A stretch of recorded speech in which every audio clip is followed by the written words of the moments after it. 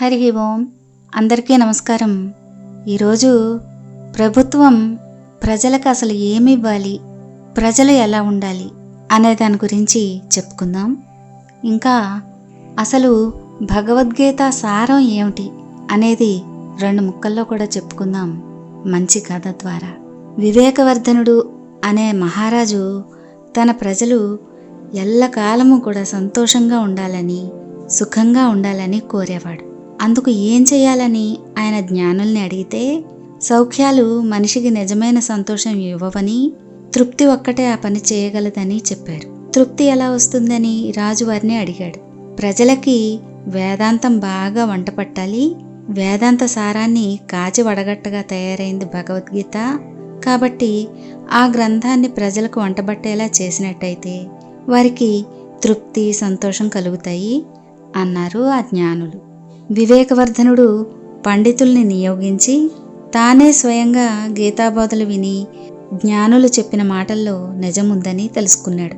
అయితే ప్రజలందరికీ గీతాసారం నూరు పోయడానికి అనేక మంది సమర్థులైన పండితులు కావాలి కదా. అందుకని ఆయన ఒక ప్రకటన చేశాడు.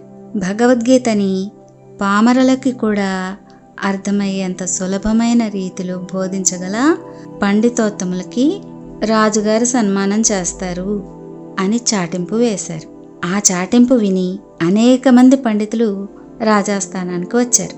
వారిని పరీక్షించమని రాజు ఆస్థాన పండితుడిని నియోగించాడు.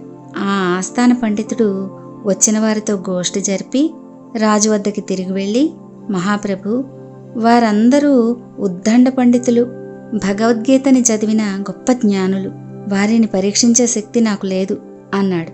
రాజుకి ఏం చేయాలో తెలియలేదు. అలా ఉండగా ఆ సమయంలో ఆ రాజధానికి హనుమయ్య అనే పండితుడు వచ్చాడు.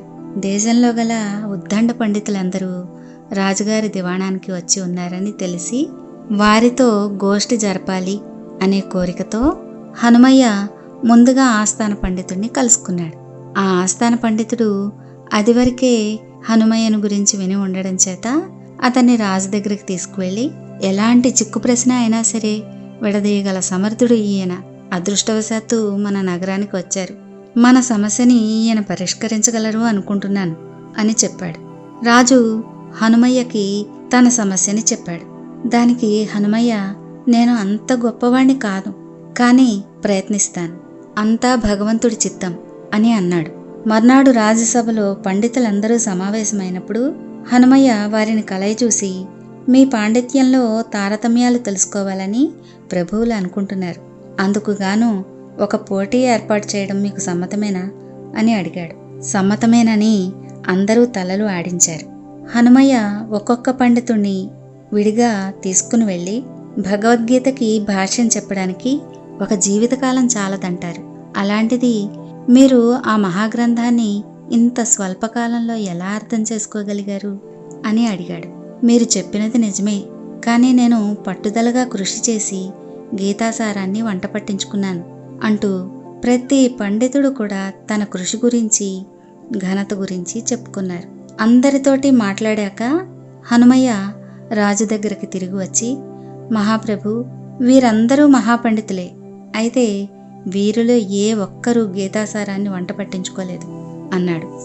ఆ పండితులందరూ ఆ మాటలు విని తెల్లబోయారు. రాజు కూడా, మీరు వాళ్ళని గీత గురించి ప్రశ్నించకుండానే ఇలా అనడం సమంజసంగా లేదు కదా అన్నాడు. మహారాజా, భగవంతుడు నా చేత కూడా గీత చదివించాడు. గీతలో నాకు అర్థమైనది ఒకటే, ప్రతి మనిషి నేను అనే భావాన్ని విడనాడాలి. ఏ పని కూడా తాను చేస్తున్నానని కాకుండా భగవంతుడే చేయిస్తున్నాడని, తాను నిమిత్తమాత్రునని గుర్తించాలి. నేను అన్న పదం అజ్ఞానానికి, అహంకారానికి గుర్తు. మనిషిలోని అజ్ఞానాన్ని, అహంకారాన్ని తెలియజేసేది నేను అనే పదం. మనిషి తన కర్తవ్యాన్ని తాను చెయ్యాలి, కానీ దాని ఫలితాన్ని ఆశించకూడదు. అది తాను చేసినట్లుగా అనుకోకూడదు. అంతా భగవంతుడే చేయించాడు అనుకోవాలి కదా. అదే గీతాసారం కదా. గీతాసారాన్ని వంట పట్టించుకుంటున్నామన్న ఈ పండితులందరూ కూడా దాన్ని తమ స్వశక్తితో సాధించామనుకుంటున్నారు. అటువంటప్పుడు వీరు గీతాసారాన్ని తెలిసిన వారు ఎలా అవుతారు అని అడిగాడు హనుమయ్య. పండితులందరూ ఏకగ్రీవంగా హనుమయ్య చెప్పినది నిజమని, తమలో విద్యాగర్వము అహంకారము ఎక్కువగా ఉన్నాయని తెలుసుకున్నామని, ఆయన మాటలతో తమకు జ్ఞానోదయం అయిందని ఒప్పుకుని సిగ్గుతో తల వంచుకున్నారు. రాజు పండితుల్ని యథాశక్తి సన్మానించి పంపేసి హనుమయ్యతో, నా ప్రజలు సంతోషంగా ఉండేందుకు గాను వారికి గీత బోధింపచేద్దామనుకుంటున్నాను. ఇంకేదైనా ఉపాయం ఉంటే చెప్పండి మరి అన్నాడు. హనుమయ్య రాజుకి ఇలా చెప్పాడు. ప్రభు, సంతోషం అనే పదానికి అర్థం లేదు. దేశంలో సోమరులనేవాళ్లు లేకుండా చెయ్యండి. వయోజనులందరూ కష్టపడి పనిచేసే మాట అయితే దేశం కలకాలం సిరి సంపదలతో తులతూగుతుంది. ప్రజలకి ఉచితంగా ఏదీ ఇవ్వవద్దు. తాను కష్టపడి సంపాదించుకున్నది అనుభవించే ప్రతి వాడికి కూడా తనకు తెలియకుండానే తృప్తి ఉంటుంది. భక్తి అనేది మనిషికి తనంతట తాను పుట్టాలి, అంతేకాని వేదాంత బోధలు కలిగించే జ్ఞానం తాత్కాలికమే. అది మనసుకి పట్టించుకోవాలి. మనసుకి పట్టించుకోకుండా, మనసులో పూర్తిగా నాటుకోకుండా కేవలం పైపైనే విన్న వేదాంత బోధలు మనుషుల్ని సోమరులుగా చేస్తాయి. ఆసక్తి ఉన్నవారు వాటిని గురించి ఎలాగో తెలుసుకుంటారు. అది వారి స్వవిషయం అవుతుంది. దానికోసం మీరు ప్రత్యేకంగా ప్రయత్నించాల్సిన అవసరం లేదు. ప్రజలకి చక్కటి విద్య అందించండి. అది కూడా ఉచితాలతో కాకుండా అందించండి. క్రమశిక్షణతో విద్యార్థులు చదువుకునేటట్లు చెయ్యండి.